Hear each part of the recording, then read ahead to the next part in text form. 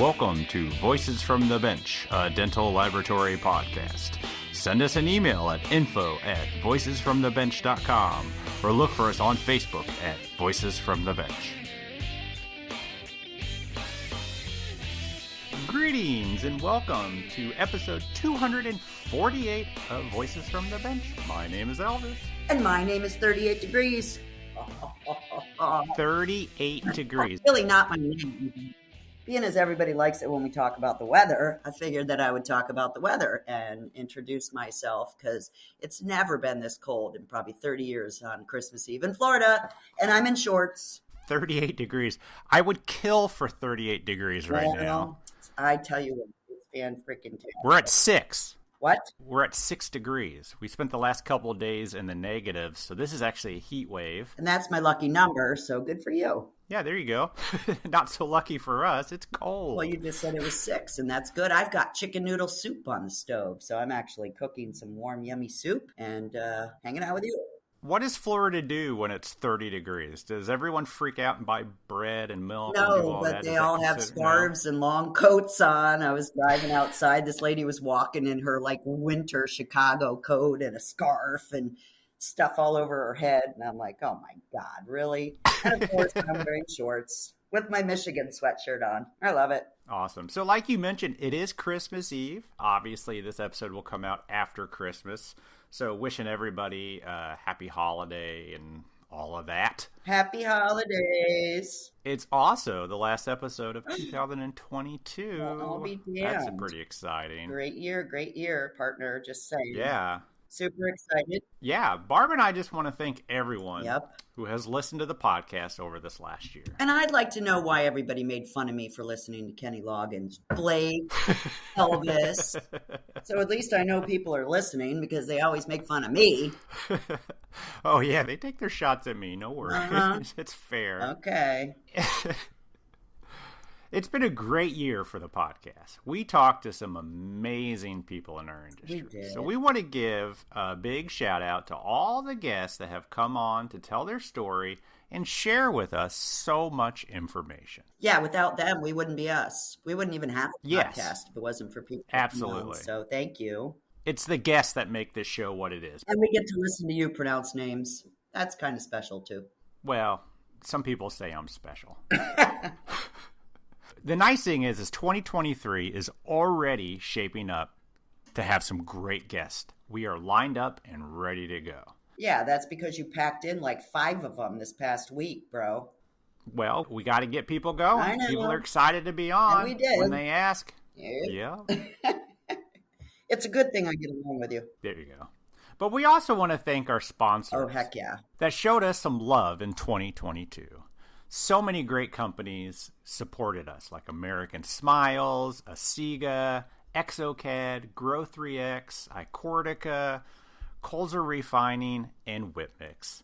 So please go back and show them some love. Order something and tell them that you heard them on Voices from the Bench. We love our sponsors. We sure do. Thank you, everybody. We're also extremely excited for 2023. Dun, dun, dun. One thing that we're super excited for is Barb and I will be recording in Ivoclar's Grand Ballroom at the LMT Lab Day Chicago. And I love your inflection on that. Grand Ballroom.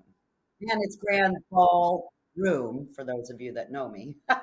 It's actually grand. Yes. Not mediocre, but grand. So that is going to be an amazing experience. And the rumor has it is that there's going to be some cool podcast swag to get only if you stop by and see us. I know. I'm going to wear it. I hope so. I am. It's going to be a great year for our industry, and we hope to bring you so many more fascinating and interesting people and companies to you every week. But here's the deal. It's no secret that I find a lot of guests online, but sometimes someone will recommend a guest, or sometimes someone will just ask to come on. They're all great ways to get on the podcast. So if you want to be featured on the podcast in 2023 or know somebody, reach out. It's that easy. Just let us know. Just because you're not active on Instagram doesn't mean you don't have a great story to tell. Yeah, har.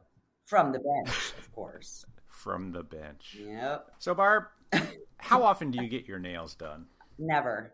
I get my toes done every other week because my toes do not work on ceramics, and for half the time I'm crushing my left thumb because when I use my disc or burr or anything, my thumb gets in the way. So I never, ever do my nails. Sorry. Really? Yep. Usually you see people online showing their work, and they got some pretty decent nails. Not me. Not you. I have nice toes, though. Just saying. I guess I'm wrong. I always thought ceramists had nice nails, but apparently they don't. I don't. You don't. Okay. And removable technicians, they never have nice nails. They're always polishing those things off. But why are we talking about fingernails? I don't know, Elvis. Why are we talking about fingernails? Because a chemical company that is big in the beauty industry at one time hired a lawyer who, after a lot of hard work, eventually brought to our industry one of the best printed mouthguard resins to the market. Yes, I know. This is a super great story. Keep going. Ira Rosenau was brought on to Keystone Industries to help with all their boring legal stuff. Yeah, way back when. Ira didn't know anything about dental, but because our industry is so amazing, Ira was able to bring Keysplint to the market. Ira doesn't really hold back anything while he tells us what's it like to design, create, test, perfect, get FDA cleared, and bring to the market a resin that has set the bar for so many other printed splints. True that. Absolutely. It's a great story of success that is a result of hard work, a lot of smart people, and understanding what the labs need to do what we do best. So join us as we chat with Ira Rosenau. I already forgot it. Rosenau. Outside of the podcast, I actually have a real job. I know, it's hard to believe. I get to work directly with dental offices to provide amazing smiles to patients. But don't we all? But I do it with data instead of a handpiece or a mill. I use data that most labs already have but don't know how to access it or use it. Enter iCortica. ICORTICA. If your lab is already using Magic Touch, great, you're halfway there. If you aren't, then go get Magic Touch just so you can use iCortica. It will be worth it. Let's be honest, access to easy-to-understand information is the key to any sales or customer service position. Did I mention that they have bar graphs? This is exactly what iCortica does for me on a daily basis. Every morning, I wake up to an email showing me the risks and the opportunities across all of the customers. I can then dive in to see specific customer information and look at so much like sales by product, trends by category or restoration. I can see all the notes and I can even see their remake percentage. It allows me to know who I should talk to about what without having to spend hours digging into production software or making a ton of Excel spreadsheets. It's all right there. Every metric I need to be successful.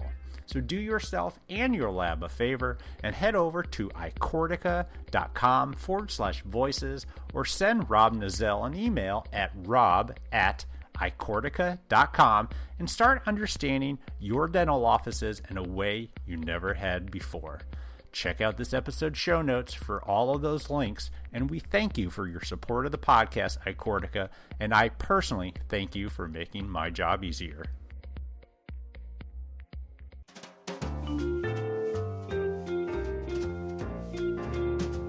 Voices from the Bench. The interview. Bothers my kids and my wife. It doesn't bother me. Really? Well, prepared to not be bothered. All right. Yeah. Because I will still probably say it wrong. That's been my experience. Long time coming, guest to the podcast for his first time, Ira Rosenau. Ira Rosenau. Nailed it. Yes. He nailed it after 4 tries. Yes. Well done, Elvis. I overpsych myself out every time. You never cease to amaze me. You're welcome, Barb. I know. So, Ira, I've seen you at so many meetings, and I think it was Vision this year, maybe, where we kind of connected in the hotel bar. We kind of talked about think an episode needs to happen. Yeah, I think that sounds about right. And 11 months later. I've been a fan and a listener for a while, and it's been a great educational tool for me when I came into dental, and as I had a lot to learn, this has been a really good and valuable resource. So I thank you both for unknowingly being good educators for me. Thank you. That's not our intention, but I'm glad it happened. So Ira, before we get into your history, you're with Keystone Industries, right? Correct. Not to be confused with the Keystone implant. Correct, which has happened for a It happens with me. Two companies occasionally get confused for each other. We've politely just tried to help each other get our customer bases over those confusions. And luckily, one of the few areas that my company, Keystone Industries, doesn't play in is in implants. So there's not a lot of risk of really stepping on toes. Sure. We occasionally have to clarify. Sure. So with Keystone Industries, I know of it because of the famous night guard, Keysplint. Splints. Yes. I mean, that thing's hugely popular. It's got to be up there with your top product. Yeah, it is definitely up there. And it's been a transformative product, not just for dental professionals, but for this business. It's really, it did everything we hoped it would do, which was provide an excellent 3D printed solution for good therapies for bruxism and TMJ. And at the same time, allow us to kind of reposition and reimagine ourselves as leaders in the 3D space. So being able to create a product that's been so well adopted across many different printing platforms has allowed us as a company to raise our profile and start being better educators and partners to the space around 3D printing. So it's been a critical product for the company and really was a place where we kind of planted our flag. Whose brainchild was it, if I might ask? 3D printing in general was come about by Keystone. Really, our background, Barb, is we serve two primary verticals as a chemical manufacturer. Mm-hmm. So one is dental, which is a company's been around for about 100 years, and the current family has owned it since the mid-'70s.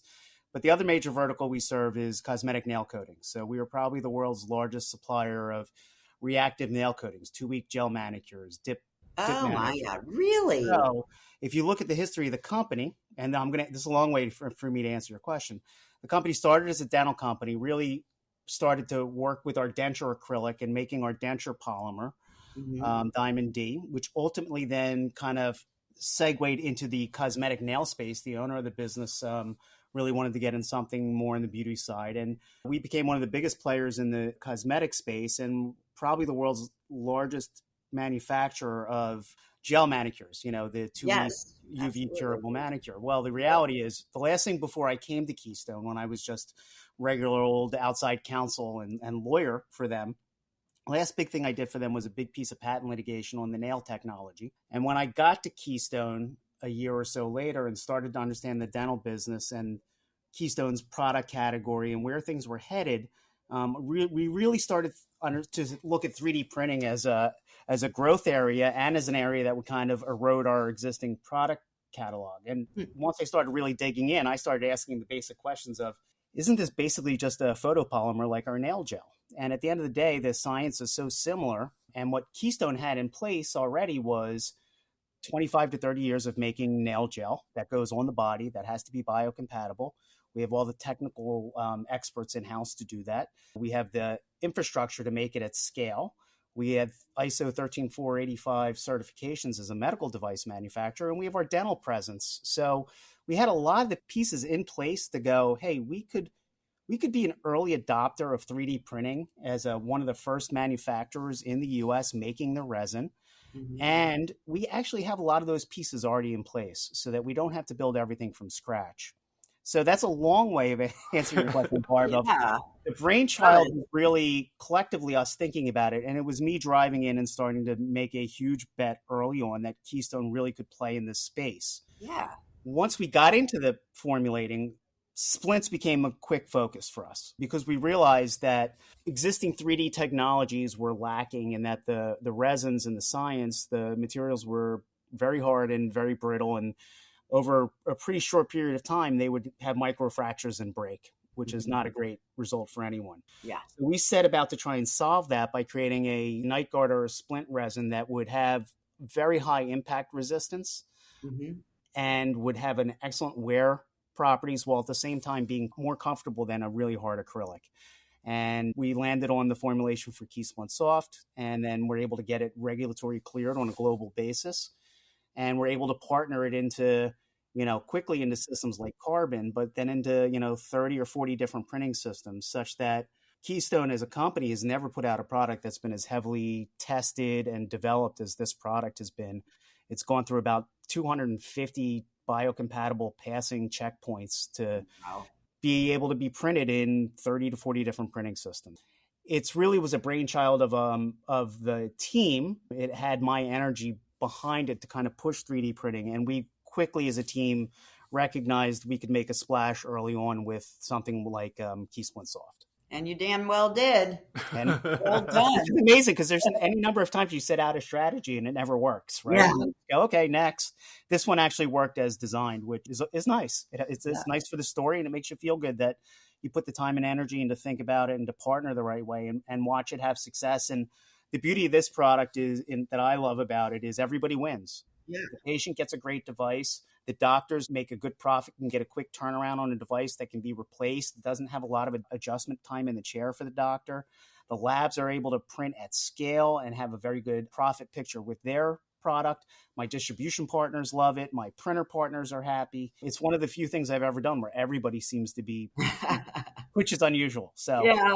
Especially with your background as being a lawyer, I'm sure it's the only time you've made everybody happy. Right, about that, because the practice of law leaves everyone displeased, and usually only the litigation attorneys make out in that scenario. But in all honesty, that was a big reason why I was ready to make a change after 20 years was, fighting with people for 20 years every single day is exhausting. And it doesn't feel super gratifying for what you're doing long term to help people or the society around you. So I loved it. I was really good at it. I enjoyed it for a lot of years, but it got to the point where I needed to do something where I was sort of using my powers for good and trying to build a team and build a product and be entrepreneurial rather than just kind of take a grenade to a problem and watch the chaos ensued. So it's been much more fun doing this. So that's a great segue because Elvis and I usually start the podcast with, so how did you get into our industry? So can you just kind of take us back a little bit to when you became a lawyer and when you made that decision and how you found Keystone and decided to partner with them? And I know you went into it a little bit, but we were pretty much talking about the night guards. Yeah. The Splint. I'm sorry, the Splint. Sure, not a problem. I practiced as a commercial attorney in Philadelphia for 20 years. I worked at one law firm that I joined right out of law school when I graduated Boston University. I focused my practice on commercial litigation, so any kind of a dispute that a business would get involved in, I had developed over 20 years a lot of experience with. Gave me a good idea about how not to do things. And, after 15, 18 years, it got really kind of tiresome, just the grind of always fighting with people.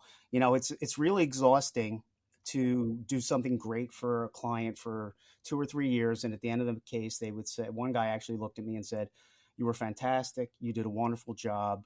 Thank you very much. I hope to never speak to you again." And I understand that. I really do. It's a service that people need and don't want. Yeah. That they have to consume, but it's hard to build a business around, I never want to speak to you again. Yeah. And so that dynamic got tiresome for me. I branched out in my legal career to do more transactional stuff, to do real estate and some mergers and acquisitions. But primarily I was a litigator, which allowed me to get a real broad sense of variety of commercial issues a business is going to deal with from cradle to grave. Keystone Industries was a client of mine for about 15 years. I got to know them early on through a piece of litigation that they brought into the firm, and I was asked to handle for them when I was about 30. And I showed up in court for an injunction hearing, and the owners here were furious that they asked like this baby-faced 30-year-old to show up and handle their important matter for them. And I went on to win the case and develop a really great relationship with those people, and ultimately to join them both as, the president of their dental company. And I'm still general counsel for this business, so I still handle legal issues for these guys when they pop up. But the thing that gets me out of bed every morning is kind of the opportunity to run this business. So in about 2015, I must have been having a particularly annoying day at work, and I called the owner here, and he and I talked back and forth for a couple of years about whether there was any way to do anything together. And, I called and said, hey, remember that thing we were talking about? And the prior president of the dental group had just resigned about 15 minutes earlier. Which oh my God, that's great timing. Interesting timing. And so wow. We were often talking, and they were very patient with me. They knew that it would take me a year or so to learn this business and to learn the industry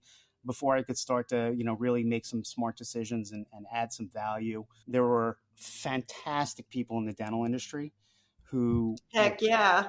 kind with their time, who, Dennis Urban, I still have the denture sitting on my desk. Dennis came to our office one day.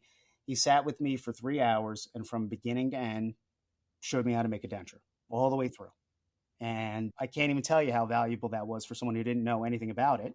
And I got to ask all the questions along the way. And that was just one example of the really wonderful sort of embrace I got from people in the dental industry who were willing to share their time and their knowledge with me so that my learning curve could be as short as possible. I will be forever grateful to the many people in the dental space who've really helped me become decent at this job. Because at first I didn't know what the hell I was doing.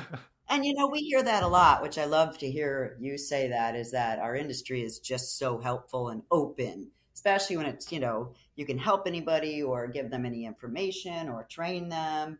It's just like so amazing how we all relate to each other that way. We hear that a lot. Barb, I came from an environment where as a litigation attorney, you could have 100 deals get signed and all by a handshake and 98 of them go great. But I always saw the 1 or 2% that turned to crap, right? And so it makes you very cynical about the world and how people behave in the commercial environment when all you see are the terrible results. So I came into this really expecting a cutthroat, difficult, competitive environment. And it's not that it's not competitive. It certainly is.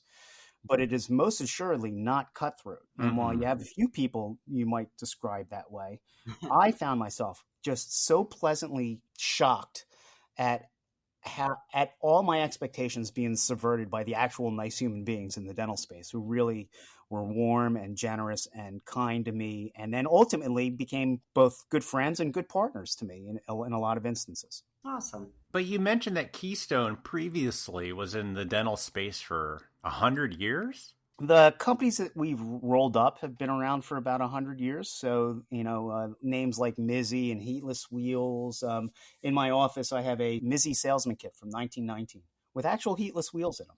So you guys do the Mizzy heatless wheels? Those are us, yes. Ah, I didn't know that. Yeah, I know. This happens a lot, Elvis. When you have 5,000 SKUs, people go, "Wait, you guys do that?" You're like, "Yes, we do." Yeah. So we're pretty full service, both lab and clinical sector. But some of our products have been around for years. Flex Cement.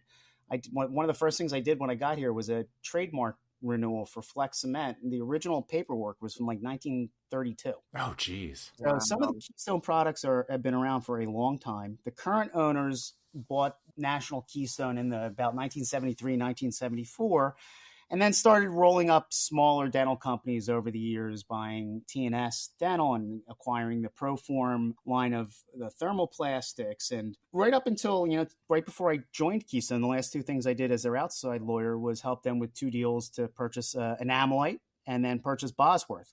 I didn't know I'd have to integrate both of those as the business guy, but that's what ended up happening. So over time, Keystone had generally grown and filled holes in its product catalog by buying small businesses and then kind of getting the efficiency of integrating them in one space. And then ultimately you have a lot of one-stop shop elements by rolling up those types of products. The one thing Keystone has never done, in my opinion, fantastically well has been organic product development. And when I got here, it was the one thing I noticed was really kind of broken. And when I remember when I said to them, I think we're going to do this 3D printing thing and we're going to do it ourselves and we're going to make it and then we're going to brand it. And they all kind of looked at me and were like, we stink at that, right?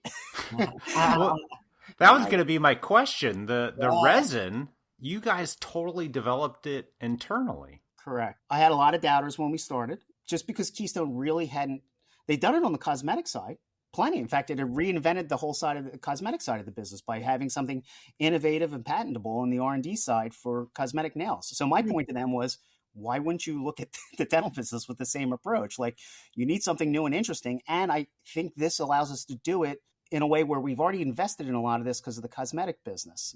So, but it took some convincing that the new guy would be able to pull together a team and create a line of products like this and have it branded and partnered. And by the way, I look back on it now, and I think this skepticism was probably warranted.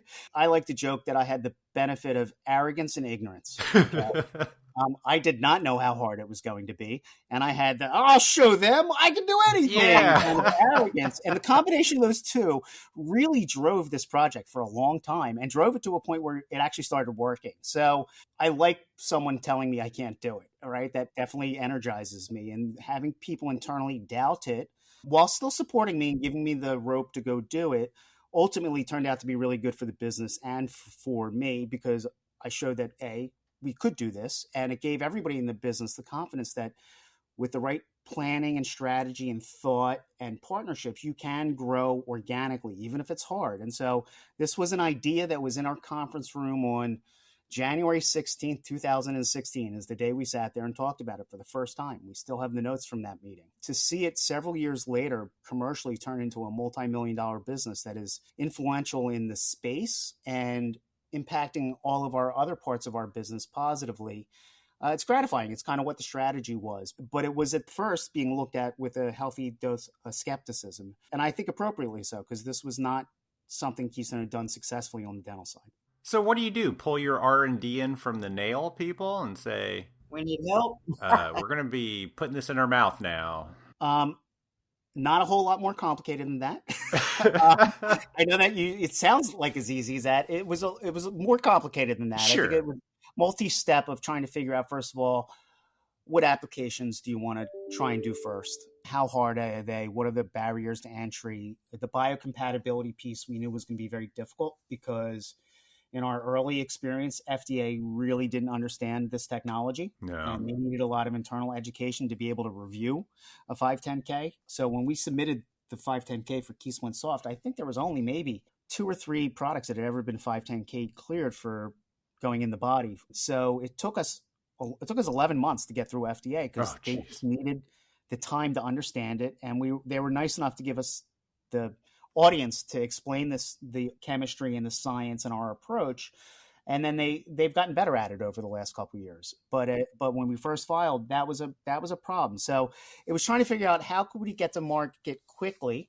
How would we partner into the installed printer bases? Because Keystone was never going to carry its own printer because why would you, right? We would be terrible at it. We're a materials company. That's what we're great at. We looked in the mirror and go, we'd be terrible at this. And if we partnered in an OEM fashion in 2017 or 2018, the printers were much more unreliable than they are today. So to create a great line of resins and partner with an unreliable printer was a bad strategy for us. So we sat down and said, we'll do it the harder way. We're going to figure out which ones to do first and what are our first biocompatible resins going to be and what is the timeline look like to getting there. And honestly, I think in hindsight, we made a mistake because I really didn't think it would take 11 months to get through the FDA. And so we started talking about it at IDS in 2019, and we didn't get our 510K till November. And every single day, multiple questions from partners, internal distribution partners, printer partners.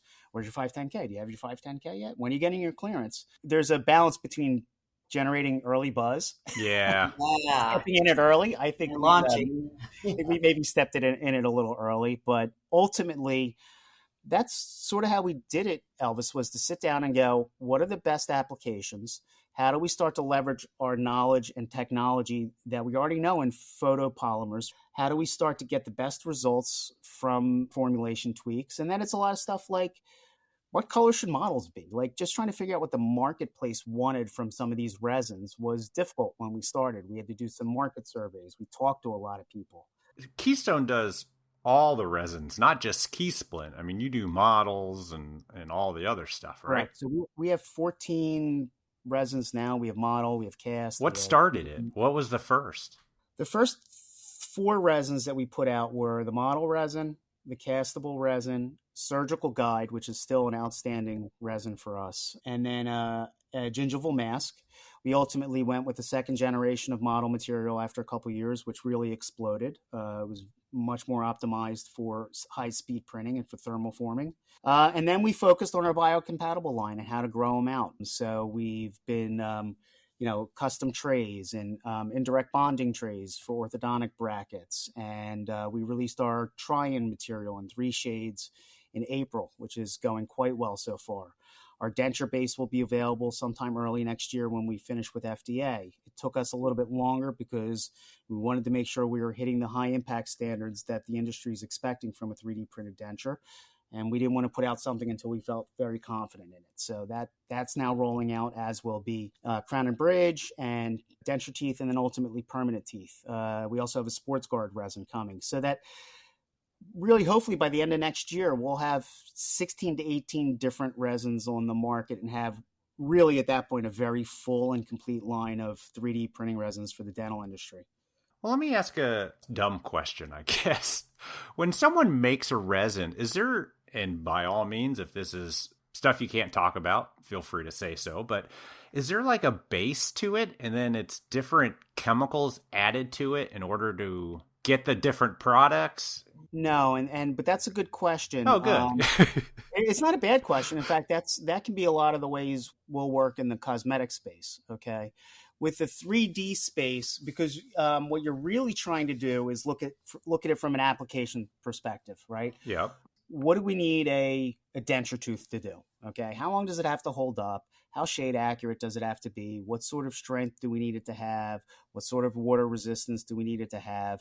What does the industry expect? What do the ISO standards require of us? Okay, so that you, on the front end, you have a whole bunch of targets you're developing to get a product that is going to perform like X, okay? Yep. Or a permanent tooth. How are you going to get it close to zirconia, okay?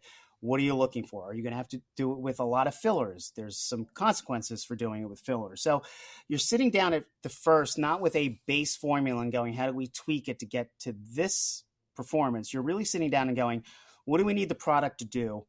How do we start choosing monomers and oligomers that leverage some of those performance attributes? And then it's a lot of trial and error. Like, you could get 200 to 300 formulation variants before you land on a formula that you feel comfortable with. And then it's into the testing phase. How does it cure?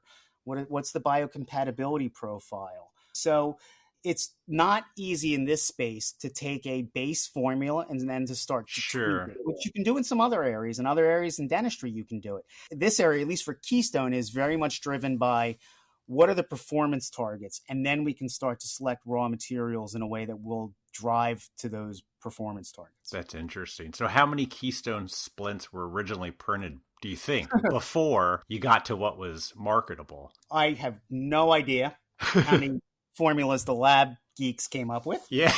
I can tell you just, without getting into too much detail, R&D, one of the reasons you don't want to show people a lot of what's going on with R&D is that it's a frustrating process. It's 2 steps forward, 1 step back, 2 steps forward, 1 step back. And so if you start letting people know what's happening in an R&D process too early, they may not be so attuned to that 1 step back, right? And it creates a negative momentum sometimes inside of a company. So we keep the R&D process kind of within a team so that we can experience the pain and not have other people feel the pain as you're developing something. It's a nice way of saying stop asking me about it, but I appreciate that. No, but ultimately what we had a problem with Keysplint was, as we were getting ready to nail down the formula, really one of our last checkpoints was water absorption. And we were not where we needed to be. The product was taking on too much water. And ultimately that can cause not only a fit issue, but some microfractures and some early failure. So for that one, we were pretty close to going to FDA with the finished formula, and we had to stop and step back, and it took us like another 3 or 4 months to solve that problem. Wow. So it's not a straight line to success. You will have failures. Actually, failures are good. You learn a lot from your failures. Sure. But with Keysplint, it took us probably 2 years to get to the point where we went and said, all right, I think we got it. Wow. And then it was another year of testing, and then it was rollout. So that one took, and look, they all take a little bit of time. There's just a process. And also having to test. And then the other piece of it is the validation. Once you get the formula, that's one thing, but we're working with 30 to 40 different print partners. So every resin that we do, that like when we released the try-in resin in the spring, you had to go to our 20 or 30 partners, work with them to get the settings in place, to get the menu setting, to put in the system, to get the software set up. We have to run all of our biocompatibility checks. So every time you're doing a resin, you're doing 5 or 6 tests for every bit of workflow, and you're trying to get it tuned in. So beyond formulating the resins, I think the hardest thing that Keystone does, it's certainly is probably the most complicated and expensive thing that I think we've done with the 3D project, is really coming up with a comprehensive, difficult validation process that allows us, whether it's a carbon that's 150 or at least over a 3-year period, or a frozen that's a couple $1,000s. Yeah. That the results of the resin coming out with that and whatever cure box is being used is an apple to an apple to an apple, physical properties, performance attributes, and biocompatibility. That's difficult. That's the hardest thing Keystone does here. And I think it's probably the thing we unlocked early that allowed us to hit the marketplace as well as we have, is figuring out as quickly as we could how to do that scope of validation. Where are you guys located? We have 3 manufacturing locations for the dental business in New Jersey and Pennsylvania. Right. Our headquarters is about 15 minutes from the Philadelphia airport. We have an entire street in Cherry Hill, New Jersey, which is also near the Philadelphia suburbs. And then we have our dental manufacturing plant, and our fulfillment center is near Lancaster, Pennsylvania. And all of your R&D, everything's done in that location, or over there it's done in the U.S., I should say? Yes, it is. We generally do all of our manufacturing in the U.S. I would say in the dental catalog of our 5,000 SKUs or so, probably 80% is made by Keystone and made in the United States. About 20% is buy, sell, or sourced from other vendors to help us complete our catalog. Wow. That's amazing. We make a lot of our stuff.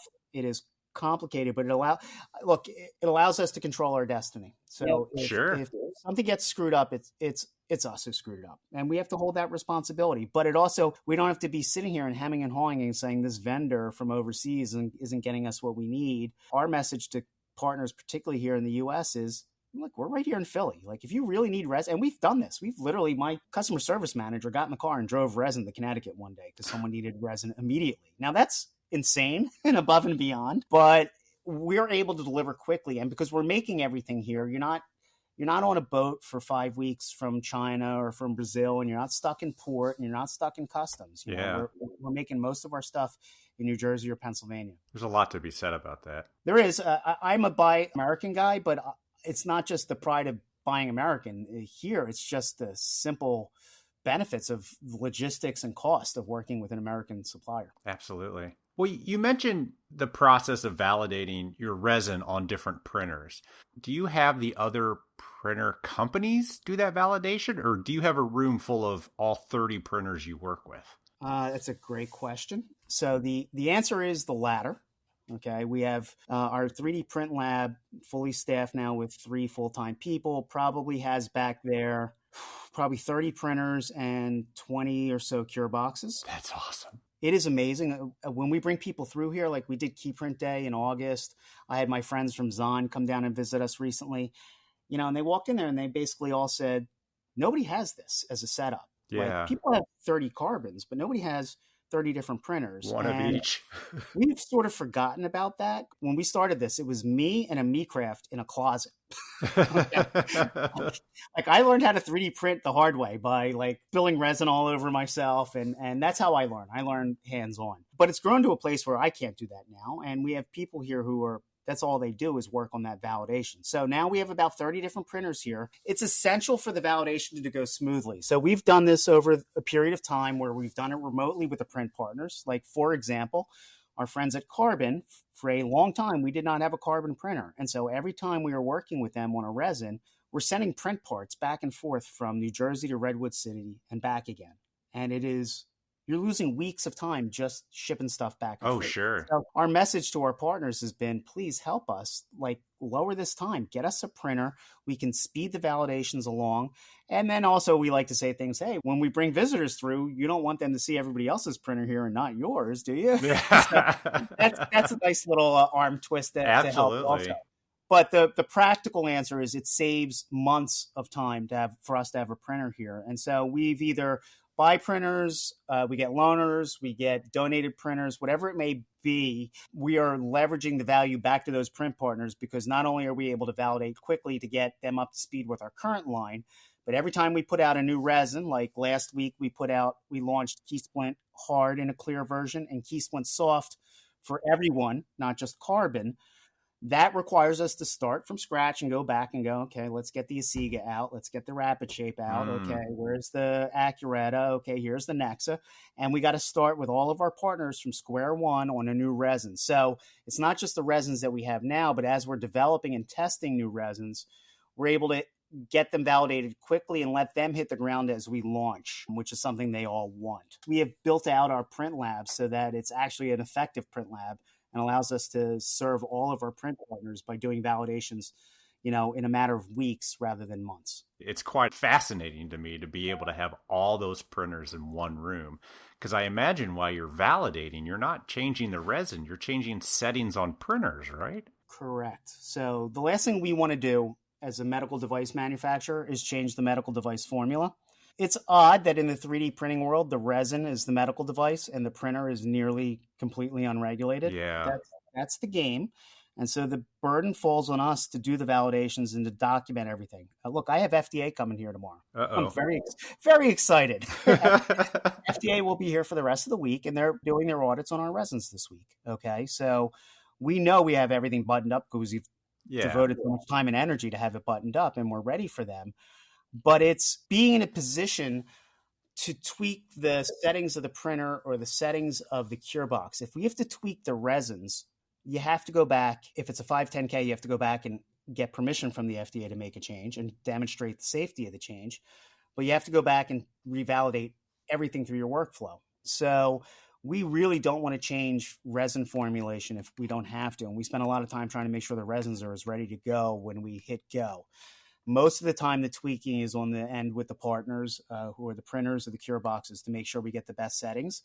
And it's really a little bit of a trial and error to dial in accuracy and physical properties and then biocompatibility. The good thing is, having done this so much over a period of time, we've gotten very efficient at it and we know where the landmines are and how to avoid them. And what are you tweaking on the printer? The amount of light, the speed, the hold, the heat, all that? It could be all of those. It depends on the sophistication of the printer. The most basic thing that we're doing when we start is we're trying to dial in time exposure. So here, let's back up a second. We know the exact energy dosage that has to be delivered to our resins to deliver the optimal print.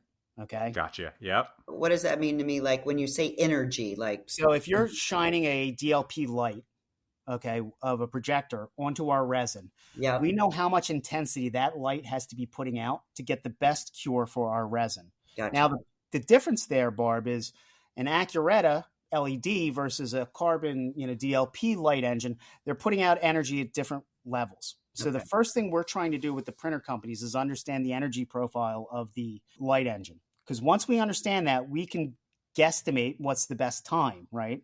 And then the tweaks are, all right, with this printer, Keysplint Soft should get 3.2 seconds of exposure time. And then we'll run some sample prints and we go, oh, that overcured. Okay, let's try 2.8 seconds. And it's literally tweaking until you get to the point where you're, okay, I think we're in the sweet spot now. When we think we're in the sweet spot for accuracy, then we start looking at physical properties, how the resin is performing, what's the biocompatibility profile. It's sort of a step-by-step through the process. First thing is accuracy. Second thing is physical properties. How is it performing as a dental part that it's expected to perform? And then it's several different biocompatible checkpoints. We do monomer extraction to make sure that there's not unreacted monomer in the part. We do external cytotoxicity testing. Every resin goes out for a full wave of irritation, sensitization testing, as well as genotoxicity. So there's a lot of checkpoints that go into it. And when we're dialing it in with that printer, it's largely a matter of time once we understand their energy of the printer, of the light engine. Some printers, you can adjust the energy of the light engine as well. And so that's another thing that you can tweak a little bit in that process. So it's a trial and error process until you find that sweet spot. How much of this did you learn in law school? Did you really think you'd be talking about light No, output? And no. And Elvis, if you had even told me 6 years ago that people would look at me as a thought leader in this space, I would have laughed at you. And yet here I am. I've learned a ton and I can deliver a lot of knowledge. No, I never thought I'd be doing this in law school. I never thought I'd be doing anything like this as a lawyer. And even when I joined Keystone, I really didn't even know much about 3D printing. What I will tell you that my practice of law taught me over the years is that I'm a good self-learner and I can teach myself a lot of stuff. Oh, yeah. You got some smarts with you. Law, you have to teach yourself a lot. At 35, I picked up the guitar and taught myself how to play the guitar. That kind of learning and experiential learning gives you the confidence to know, hey, I may not know dental, but I know how to teach myself things. And as I said earlier, having really good, helpful people who were patient with me and wanted to help me was critical. And so I was able to teach myself what I needed. 3D printing, people ask me, how do you learn all of this? And I always joke, a little leprechaun came up and handed me a magic code book with all the 3D printing secrets in the world. I'm like, no, it's, you got to read, you have to watch YouTube videos, and you have to talk to people who know a lot more than you, and then repeat for months on end until you really start to understand it. It just takes time, energy, and having some good teachers to help you. Yeah. How do we know, looking at the print, that the light is bad? So does it not print? Is it deformed? What's happening there? All of those. And that's a great question. A lot of people don't ask that one. Yes, these light sources have a life cycle, just like any light source. There are pieces of equipment. Now we're a chemical manufacturing company who's experts in photocurable materials. We have everything you need here. Okay. But if you have a 3D printer in your lab, you may not.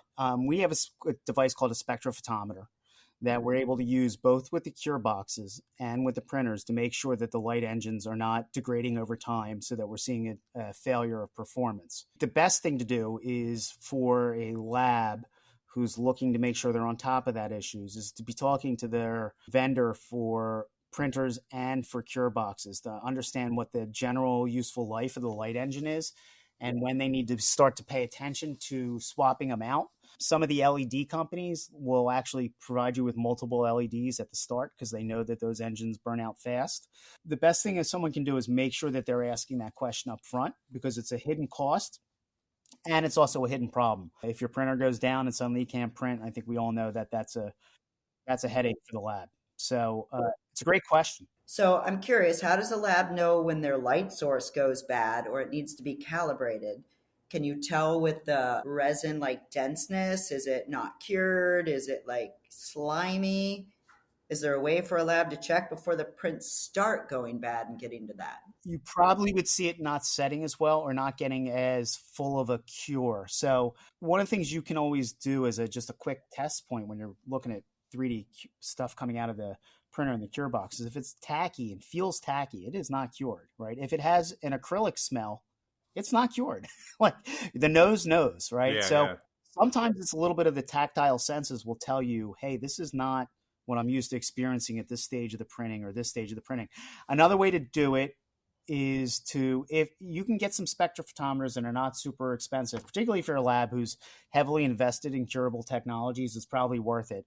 And then every couple months, as a part of your routine maintenance, you should be checking the strength of your light engine to make sure there's not a degradation so that the parts you're putting out have the right properties and the right biocompatibility. You definitely don't want to put undercured materials in anybody's body. So is it the same for the light cure box? And why do we need to use a light cure box if the printer is curing as it prints? I don't understand that. The good news is the post-cure box is really the kind of the dirty little secret in 3D printing. Every print coming off a printer is 80 or 85% of the way cured. The cure box gets you to that last stage. And so really making sure you have a cure box that's performing the right way is the best checkpoint against lack of biocompatible results. You think we'll ever get away from the cure box? I know everybody would like to. Yeah, that post-processing is really getting in the way. It is. And so I will tell you, there's a lot of good solutions out there right now for some more efficient washing, reduction of IPA. A lot of people obviously want to have less IPA in their lab if they can because of the hazards. But if you're using curable technologies, I'm hard pressed to see you ever really getting away from the final cure. if anything, it's the safety check so that, almost for your liability and your risk management to know that you've put out something that isn't going to hurt someone. So as long as you're using technologies that are designed like this, I think you're always going to have a post-cure step. Yeah. It can probably become more efficient. And there are some better cure boxes coming out that either have bigger cure chambers so you can cure more at once or have some more strength to them. But right now, I would say I don't really see that as being a step that goes away. It may be a step that gets integrated into other parts of the process, but I think you're always going to need a post-cure. Yeah, that's cool. I was just hoping. I know. The science is the science, unfortunately. Come on, nerds, work on it.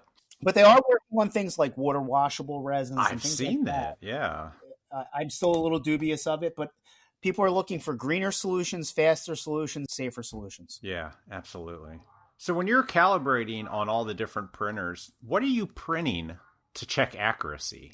Is there are you printing the same denture on all of them, or is there something? We will not start with dental parts when we're checking accuracy. Interesting. So what do you do? We will start with, kind of a proprietary 3D printing file that's designed, and this is really kind of your engineer geeks, the ones who really know what to do here, but it's designed to really make sure you're getting the best, most accurate prints from an X, Y, and Z standpoint so that you're getting not over cure and you're not getting flashing and you're getting a good enough cure through the part. So we have over time used several different parts to get a visual check.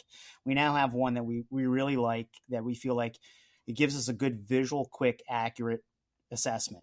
That's measurable. I get you. Well, it's measurable by the eye, okay? And with some calipers and with a ruler and stuff.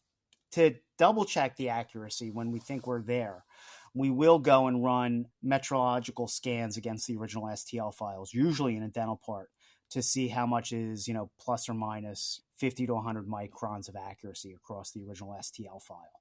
But at first, we'll take a kind of a visual look at that file.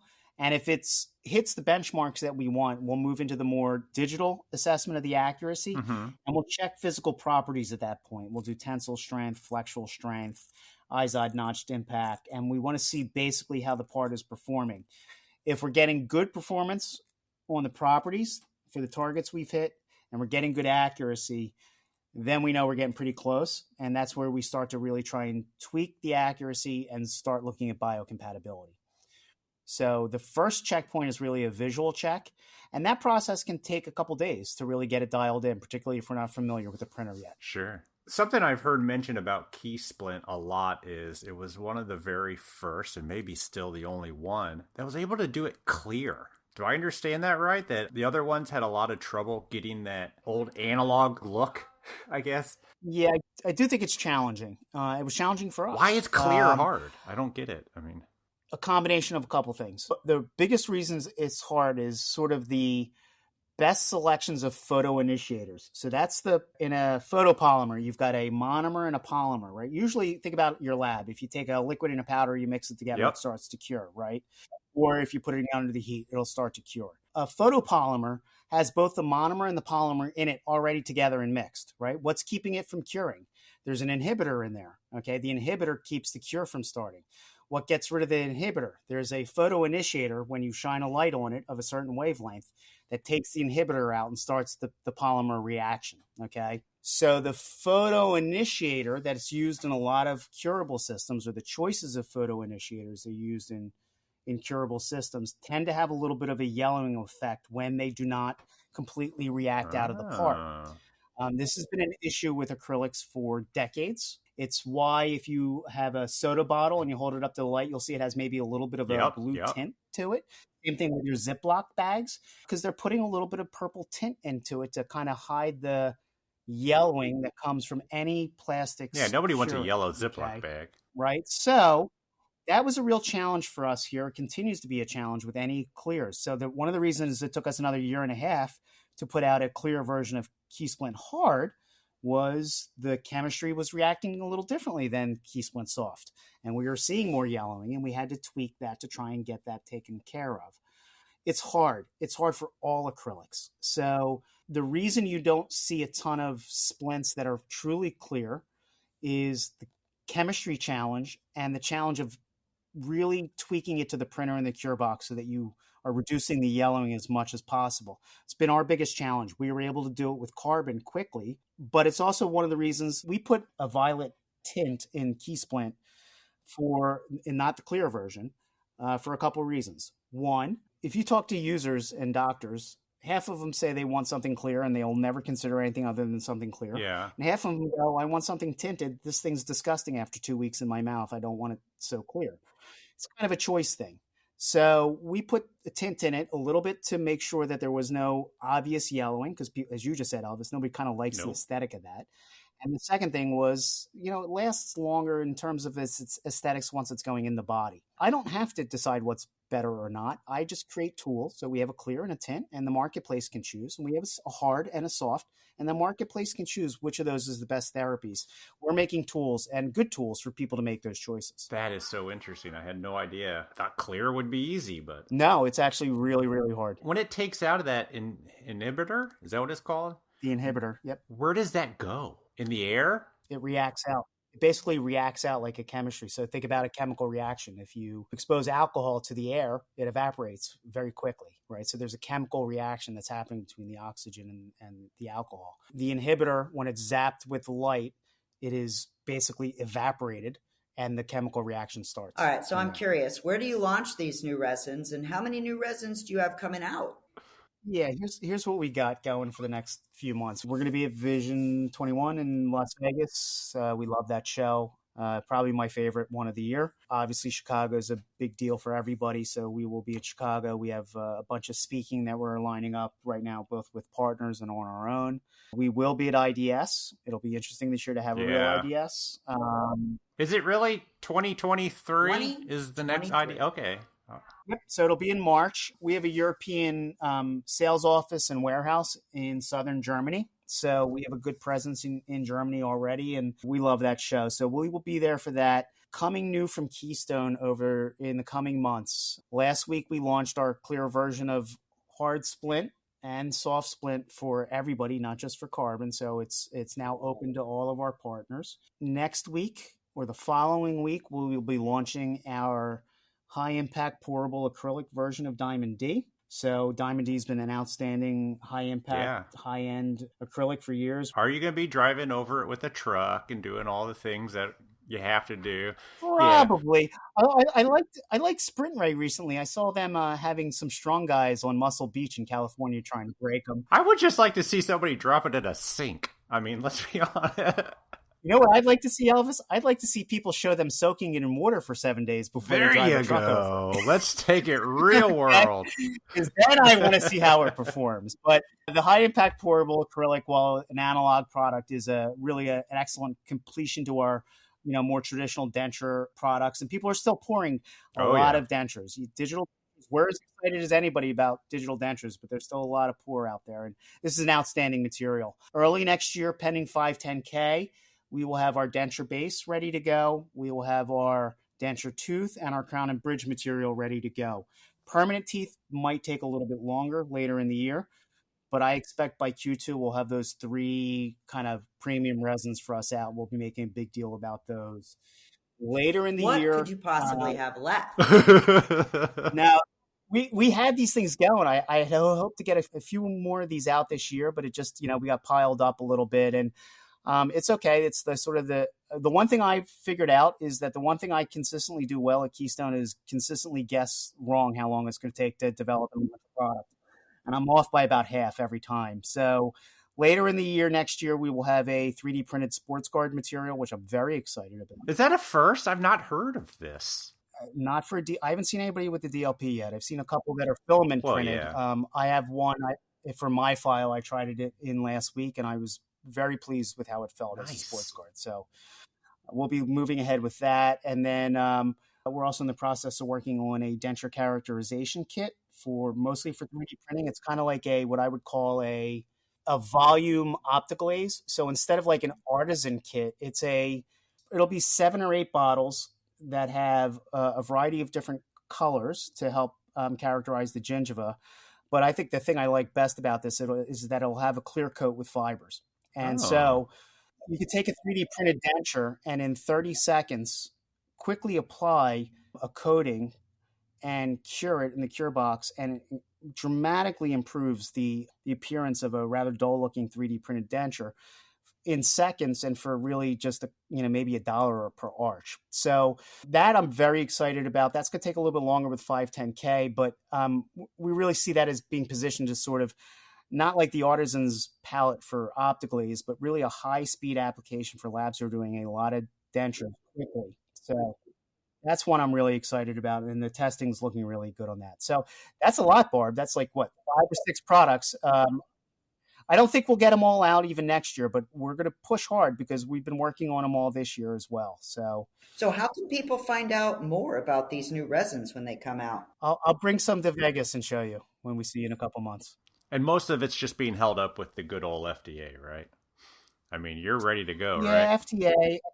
Most of it is either in its final stages of testing or is with FDA. So as far as formulas being locked and being tested by professionals in the field to give us feedback, that is done. So each one of these has been sort of gotten feedback from experts in the field early to give us feedback, help us make some tweaks, help to improve the product, which is an important part of the R&D process that I love. It's maybe my favorite part of the R&D process is dealing with the smart dental professionals who get excited about seeing something early and giving us valuable feedback.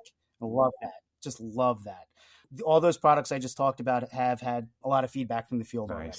So how often do you get asked what's your favorite printer, and are you allowed to answer it? We are asked multiple times a week. You have them all. We do. Look, I'll be very honest with you because I tend to be honest and direct. My message to our team, sure, because we work with so many printers, is first thing we do when someone asks us that is very honestly, we'll say, okay, what are you trying to do? Yeah. What are you doing? You're trying to do a couple models? You're doing one splint? Are you volume producing? If you give us senses to your use, we can help you get into the segment that you want and make some recommendations on what might be best for you. But one of the things that we do, because we work with so many printer partners, is I pounded into our team is every printer has something positive to say about it. Yeah. Okay? They all do. We're not going to talk negatively about our printer partners Of course not. in a front-facing way. We're not going to say the build plate's too small or this thing's slow. We'll emphasize the positives. So we are asked probably 10 times a week across our whole team, what printers would we recommend? And what we usually do is try and understand what the users are really trying to do. And then we can hone in with some choices within each segment, whether it's the low cost models, the middle of the market, or the high price, high volume printers. We have a lot of opinions, and look, we play with them all. So we have informed opinions about it. That was a safe lawyer-like answer, man. Thank you. I said a lot and didn't say a word. That was the lawyer part of it. Ira, thank you so much. This is awesome stuff. Guys, thank you very much. It's been really fun to talk to you. I always enjoy speaking with you guys. I love listening to the podcast. As I said, I've learned a lot from it over the years. It's good market intelligence for me. I know when I'm having a meeting with someone, I search your database, and if I don't know them well, I'm listening to your interview for an hour to try and figure out a little bit about them. So thank you for that. And I'd just like to say thank you, because I think your company has been super open and honest about all of your resins. I'm an open book. You can just call and ask. Well, you've managed to create a printable splint that has set the bar in the industry. And thank you.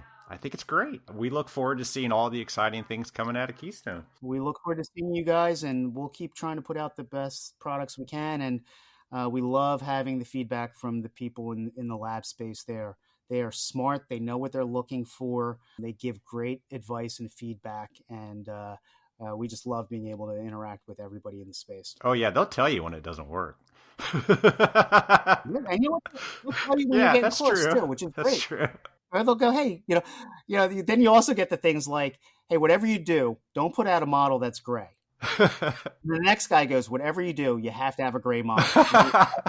I'm done trying to figure you guys out. We all agree to disagree. Thanks, Ira. We'll talk to you soon. Guys, we'll talk soon. Thank you so much. All right. Bye.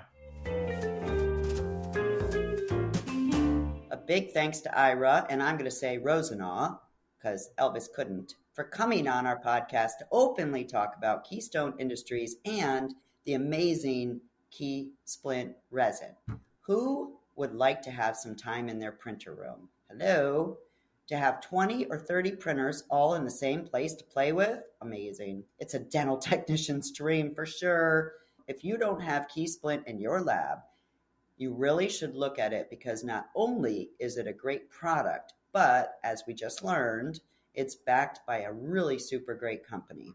Hey guys, head over to keyprint.keystoneindustries.com. I had to slow that down because I'm a bad reader, to learn more about all they have to offer.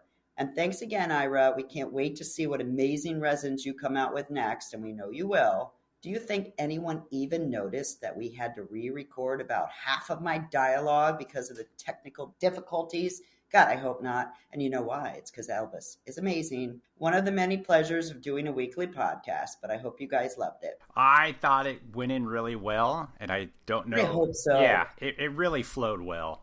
All right, because I really enjoyed talking to him, and I think I had some pretty good questions. So. Well worth re-recording. Well, thank you, my partner. All right, everybody, have a great new year.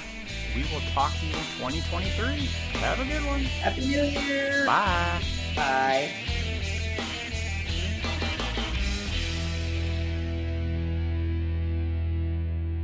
Damn, you're talking a lot. Here we go. I Keep know. going.